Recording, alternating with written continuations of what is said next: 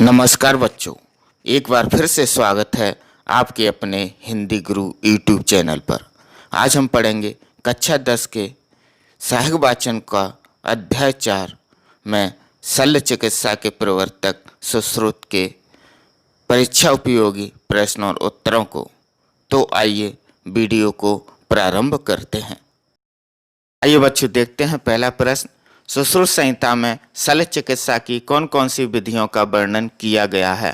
उत्तर, सुश्रुत संहिता में शल्य चिकित्सा की विस्तृत जानकारी दी गई है। इसमें कुल 120 अध्याय हैं और इनको 6 भागों में बांटा गया है। सूत्र स्थान, निदान स्थान, शारीरिक स्थान, चिकित्सा स्थान, कल्प स्थान और उत्तर स्थान। सुश्रुत संहिता में शल्य चिकित्सा की विधियों की महत्वपूर्ण जानकारी है। इसके अतिरिक्त शल्य यंत्रों का भी वर्णन है। दुर्घटना में अथवा अस्त्र शस्त्र के वार से फट गई आंतों के दो किनारों को एक दूसरे से कैसे जोड़ा जाए, इसके लिए भी उन्होंने एक अनोखी तकनीक खोज निकाली। सुश्रुत संहिता में शल्य चिकित्सा के लगभग हर महत्वपूर्ण पहलू पर विस्तृत जानकारी दी गई है, जैसे ऑपरेशन के बाद क्या क्या सावधानियां बरतनी चाहिए, रोगी का आहार कैसा हो, घाव भर जाए इसके लिए कौन कौन सी औषधि देनी चाहिए आदि। अब देखते हैं प्रश्न दूसरा। महर्षि सुश्रुत के विषय में आप क्या जानते हैं, विस्तार से लिखिए। उत्तर, प्राचीन काल में वाराणसी में गंगा के किनारे एक आयुर्वेद की पाठशाला थी। इस पाठशाला के आचार्य थे महर्षि सुश्रुत। शल्य चिकित्सा के रूप में उनका यश दूर दूर तक दिशाओं में फैला हुआ था। वे काशी के राजा दिवोदास के शिष्य थे। सुश्रुत के प्रारंभिक जीवन के विषय में अधिक जानकारी नहीं मिलती है। इनके विषय में केवल इतनी जानकारी मिलती है कि उनके पिता का नाम विश्वामित्र था। उनका सारा जीवन गंगा नदी के तट पर पावन लहरों के मध्य बीता था। बड़ा होने के बाद सुश्रुत का समय काशी के राजा तथा महान चिकित्सा शास्त्री दिवोदास की देखरेख में व्यतीत हुआ।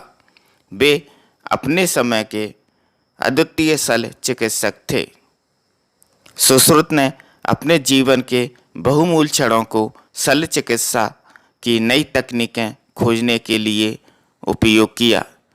प्राचीन भारत के चिकित्सक चिकित्सा विज्ञान के क्षेत्र में बहुत आगे थे। आइए बच्चों अब देखते हैं प्रश्न तीसरा। भारतीय चिकित्सा विज्ञान का स्वर्ण युग किसे कहा जाता है और क्यों? उत्तर, भारत के इतिहास में ईसा से 600 वर्ष पूर्व और सन 1000 ईस्वी तक का युग चिकित्सा विज्ञान का स्वर्ण युग माना जाता है, क्योंकि अत्रे, जीवक, चरक और वाघभट्ट जैसे अनेक चिकित्सा शास्त्रियों ने इसी युग में भारत की पवित्र धरती पर जन्म लेकर इस भूमि को सार्थक किया। काशी, नालंदा और तक्षशिला आदि विद्यालयों में दूर दूर से शिक्षार्थी आते और चिकित्सा विज्ञान में सिद्धहस्त होकर मानव कल्याण की प्रतिज्ञा करते। इस प्रकार वे अपना और अपने देश का नाम करते थे। चिकित्सा विज्ञान के कुछ इतिहासकारों का मानना है कि यूनानी चिकित्सा पद्धति भारतीय चिकित्सा पद्धति पर आधारित है। इस कारण इस युग को चिकित्सा विज्ञान का स्वर्ण युग माना जाता है। आइए बच्चों अब देखते हैं प्रश्न 4। सुश्रुत को शल्य चिकित्सा के अतिरिक्त अन्य किन रोगों की महत्वपूर्ण जानकारी थी? उत्तर, सुश्रुत मूलतः शल्य चिकित्सक थे, लेकिन उन्होंने क्षय रोग, कुष्ठ रोग, मधुमेह, हृदय रोग, एंजाइना और विटामिन सी की कमी से होने वाले स्कर्वी रोग की महत्वपूर्ण जानकारी प्रदान की। आइए बच्चों देखते हैं एक शब्द एक वाक्य में उत्तर। नंबर 1, सुश्रुत के द्वारा लिखे गए ग्रंथ का नाम क्या है? उत्तर, सुश्रुत के द्वारा लिखे गए ग्रंथ का नाम सुश्रुत संहिता है। इसमें पहला वाला उत्तर सही माना जाएगा। दूसरा, चीर फाड़ के द्वारा की जाने वाली चिकित्सा को क्या कहते हैं? इसका उत्तर है चीड़-फाड़ द्वारा की जाने वाली चिकित्सा को शल्य चिकित्सा कहते हैं। तीसरा, विटामिन सी की कमी से कौन सा रोग हो जाता है? इसका उत्तर है कि विटामिन सी की कमी से स्कर्वी रोग हो जाता है। चौथा, शल्य चिकित्सा के प्रवर्तक हैं। उत्तर, शल्य चिकित्सा के प्रवर्तक सुश्रुत हैं। आइए बच्चों, अब देखते हैं बहुविकल्पी प्रश्न जो कि परीक्षा में अक्सर पूछे जाते हैं। देखें प्रश्न पहला, महर्षि सुश्रुत विख्यात थे। महर्षि सुश्रुत किस काम के लिए विख्यात थे? इन्होंने 4 ऑप्शन दिए हैं, तो इसमें से ख ऑप्शन बिल्कुल सही है। महर्षि सुश्रुत शल्य चिकित्सा के लिए विख्यात थे। प्रश्न दूसरा, सुश्रुत संहिता में कुल मिलाकर कितने अध्याय हैं? सुश्रुत संहिता में कुल मिलाकर 120 अध्याय हैं। इसका उत्तर घ बिल्कुल सही उत्तर है। प्रश्न तीसरा, प्राचीन काल में पट्टी का ज्ञान सिखाने के लिए प्रयोग किया जाता था। प्राचीन काल में क्या था? पट्टी बांधने को सीखने के लिए किसका उपयोग किया जाता था? मानव पुतलों का। आइए बच्चों, अब देखते हैं खाली स्थान। देवोदास को भगवान का अवतार कहा जाता है, यानी देवोदास को कौन से भगवान का अवतार कहा जाता है? इसका उत्तर है धन्वंतरी।